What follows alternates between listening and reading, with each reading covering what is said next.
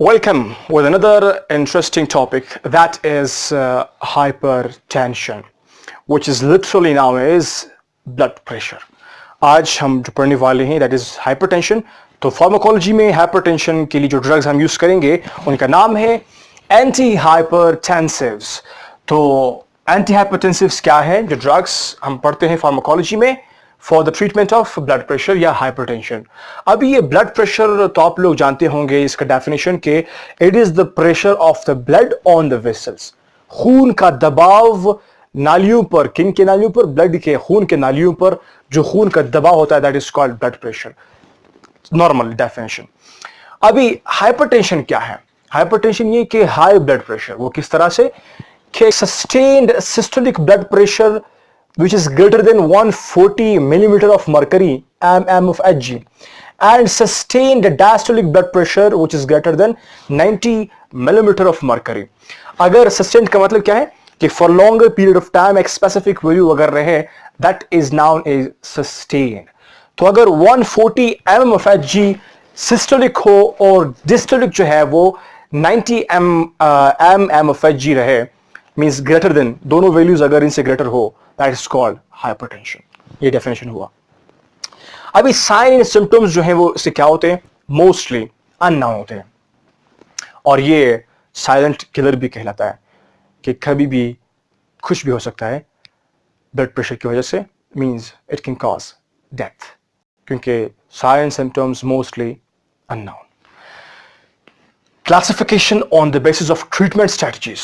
अभी ये लफ्ज आपने देखनी कि जो क्लासिफिकेशन हम लोगों ने की है ये क्लासिफिकेशन जो है वो ट्रीटमेंट स्ट्रेटजीज के बेस पर है. ट्रीटमेंट स्ट्रेटजीज कि हम जब ट्रीटमेंट करते हैं उसके हवाले से जो क्लासिफिकेशन है that is called treatment strategical classification. तो इसमें क्या होता है? ये 4 टाइप्स पर हम इसको क्लासिफाई करते हैं. Number first normal, number 2 pre hypertension, number 3 stage 1, number 4 stage 2. क्या होता है स्टेज 1 में, 2 में और प्री हाइपरटेंशन में और नॉर्मल में? नॉर्मल में सिस्टोलिक लेस देन 120 और डायस्टोलिक लेस देन 80 हो नॉर्मल. अगर क्या होता है प्री हाइपरटेंशन में? वैल्यू 120 से उठ करके 139 तक मींस लेस देन 140 अगर हो सिस्टोलिक और लेस देन 90 हो डायस्टोलिक, वो कहलाएगा प्री हाइपरटेंसिव पेशेंट या that condition is known as pre hypertension. Stage 1 क्या है? 140 to 159 means less than 160. 90 to 99 diastolic means less than 100. Less than 160, less than 100 ho, that is known as stage 1. Stage 2 greater than 160 and greater than and equal to 100. Systolic and diastolic अगर 160 से ज़्यादा हो systolic, 100 से ज़्यादा हो diastolic, that is known as stage 2 hypertension. ये treatment strategy के हवाले से जो मैनेजमेंट हम कर सकते हैं उनके हवाले से जो क्लासिफिकेशन की हुई है दैट इज दिस.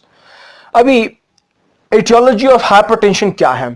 एटियोलॉजी जब हम लोग पढ़ते हैं हम लोग कुछ टर्म्स जहन में रखते हैं कि what is the reason behind, what is the cause behind and what is the origin behind the specific disease. Hypertension के हवाले से जो रीजन हो सकते हैं वो क्या हो सकते हैं और जो कॉजेज हो सकते हैं वो क्या हो सकते हैं और जो ओरिजिन है वो क्या हो सकता है. रीजन को देखते हुए कि किन वजूहात से ये हो सकते हैं. बहुत सारे वजूहात है और नहीं भी. वो कौन कौन से हैं और नहीं? अगर आप पर्सन जो है वो लाइफस्टाइल उसकी मॉडिफाई नहीं है, चेंज नहीं करता, वो बिल्कुल सिटिंग हाफ लाइफस्टाइल है, या स्ट्रेस में होता है बंदा, या स्मोकिंग करता है, तो ये सारे क्या हैं? These are the reasons behind कि ये आपको हाइपरटेंशन कॉज करवा सकते हैं. और कुछ क्या हो सकता है? कुछ बॉडी के अंदर डिजीजेस होते हैं जिनकी वजह से भी आपको हाइपरटेंशन हो सकता है. तो उनके हवाले से हम लोग जो है रीजंस के हवाले से हाइपरटेंशन को फिर 2 में डिवाइड करते हैं कि इनके फिर 2 टाइप्स होते हैं. एक है प्राइमरी या एसेंशियल हाइपरटेंशन, दूसरा है सेकेंडरी या नॉन एसेंशियल हाइपरटेंशन कह सकते हैं. तो प्राइमरी हाइपरटेंशन में क्या होता है? जो 90% ऑफ द पेशेंट्स होते हैं वो 90% उनमें प्राइमरी हाइपरटेंशन होता है जिसको कहते हैं एसेंशियल हाइपरटेंशन, जिसका कोई कॉज नहीं होता. मींस कोई डिजीज बॉडी में, ऑर्गन में कोई डिजीज हो उसको इससे नहीं होता, लेकिन ये क्या होता है कि ये बंदा जो है वो खुद से एक लाइफ स्टाइल उसका जो है वो स्ट्रेस में होता है, वो वॉक नहीं करता, बैठा रहता है, मीन्स सिटिंग होता है, एक लेजी बंदा होता है, फिर ओबेसिटी भी हो सकती है उसको। ये क्या है, सारे these are the primary types में ये लोग ये आते हैं। सेकेंडरी में क्या होता है कि कोई डिजीज बॉडी में हो, उसकी वजह से फिर आपका ब्लड प्रेशर जो है वो अप एंड डाउन हो जाए, that is called secondary hypertension. और काजेस जो है वो हम पहले भी बोल चुके हैं कि मोस्टली अननोन होते हैं, लेकिन ये जो लाइफस्टाइल वाले होते हैं और कुछ डिजीज होते हैं, ये फिर हम नाउन कैटेगरी में पुट करते हैं।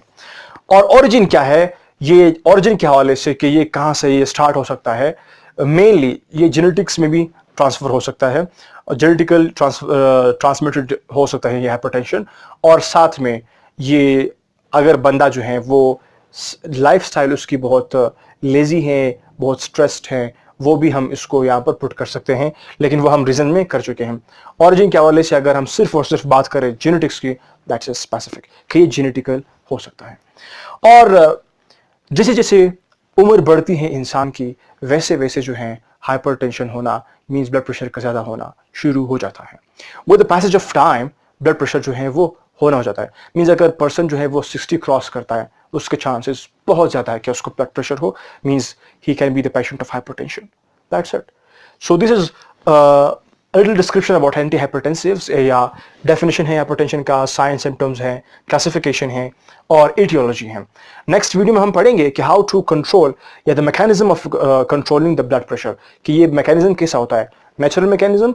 फिर उसके बाद हम फार्माकोलॉजी की तरफ जाएंगे, ड्रग्स को पढ़ेंगे कि how the drugs are used to control the hypertension जब ब्लड प्रेशर हाई होता है। अभी इसको थोड़ा सा एक शॉर्ट रिव्यू देंगे। एंटी हाइपरटेंसिव्स क्या होते हैं, ये ड्रग्स होते हैं जो हम हाइपरटेंशन को लो करने के लिए इस्तेमाल करते हैं। पहले हम पढ़ेंगे ब्लड प्रेशर और हाइपरटेंशन ये क्या चीजें हैं। ब्लड प्रेशर और हाइपरटेंशन एक ही बात है, लेकिन सिर्फ थोड़ी सी मॉडिफिकेशन है। वो कैसे कि ब्लड प्रेशर जो है वो खून का दबाव है, the pressure of the blood on the blood vessels, that's it. और हाइपरटेंशन क्या है कि high blood pressure, high blood pressure is known as hypertension literally. और इसकी स्पेसिफिक फार्माकोलॉजिकल डेफिनेशन क्या है कि हाई ब्लड प्रेशर क्या है, वो sustained systolic blood pressure greater than 140 mm of Hg and sustained diastolic blood pressure greater than 90 mm of Hg। ये greater than and equal to भी इसको हम बोलते हैं स्पेसिफिक हवाले से मैथमेटिक्स जो टर्म्स होते हैं। अगर इतनी ब्लड प्रेशर हो, सस्टेन्ड सिस्टोलिक, सस्टेन्ड डायस्टोलिक 140 और 90 हो, इससे ज्यादा, तो इसको हम कहते हैं हाइपरटेंशन। और साइन एंड सिम्टम्स के मोस्टली अननोन है। क्लासिफिकेशन ट्रीटमेंट मैनेजमेंट के हवाले से कितनी है, 4। Normal, pre hypertension, stage 1, stage 2। Values आपके सामने है, 120 से लेस और 80 से लेस दैट इज नॉर्मल, ये सिस्टोलिक डायस्टोलिक लिखा हुआ है। और प्री हाइपरटेंशन में क्या होता है, 120 to 139 means less than 140, less than 90 हो तो that is pre hypertension. Stage 1 में less than 160 systolic, less than 100 diastolic stage 1।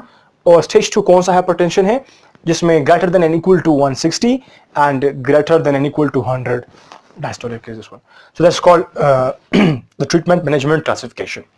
और एटियोलॉजिकल क्या होता है, एटियोलॉजी में हम क्लासिफाई कैसे कर सकते हैं, in the basis of the reason, cause and origin हम इसको क्लासिफाई करते हैं। On the basis of reason के वजूहात जो होते हैं उनके हवाले से हम ब्लड प्रेशर को या हाइपरटेंशन को दो में डिवाइड करते हैं। हाइपरटेंशन को, ओके, वो प्राइमरी है और सेकेंडरी है। प्राइमरी वो होते हैं जिसको हम लोग उनके कोई काजेस नहीं होते, रीजंस नहीं होते कि वो बाकी किस वजूहात से हुए, लेकिन थोड़े से जो रीजंस होते हैं बिकॉज ऑफ एक्सटर्नल फैक्टर्स या एनवायरमेंटल फैक्टर्स हो, वो क्या है, प्राइमरी है। जो अंदर से बॉडी में कोई डैमेज हो, उस डैमेज की वजह से फिर हाइपरटेंशन हो, मींस सेकेंडरी। इसीलिए कहते हैं कि it is second to a specific disease, that is a specific understanding of the secondary hypertension. Primary क्या है, प्राइमरी हाइपरटेंशन इज के कोई एक्सटर्नल फैक्टर्स हो, बस सिर्फ ब्लड प्रेशर को वो स्टिमुलेट करे, उसको इंक्रीज करे, हाइपरटेंशन में इंसान को लाए। और सेकेंडरी क्या है, सेकेंडरी नाम बता रहा है कि it is second to, means किसी डिजीज के सेकेंड, कोई डिजीज हुआ बॉडी में, हार्ट या रीनल फेलियर, इनके बाद इनकी वजह से ब्लड प्रेशर इंक्रीमेंट या डिक्रीमेंट हो जाए, that is called secondary hypertension. That's it, the complete understanding. So hope so you got it, and we will go for the mechanisms in our next video, that how it is controlled naturally, and if it is not controlled, a person shifts for hypertension, then we'll go for the pharmacological treatment. Let's have another video for that. Thank you. Till then, keep on sharing and watching and doing everything good.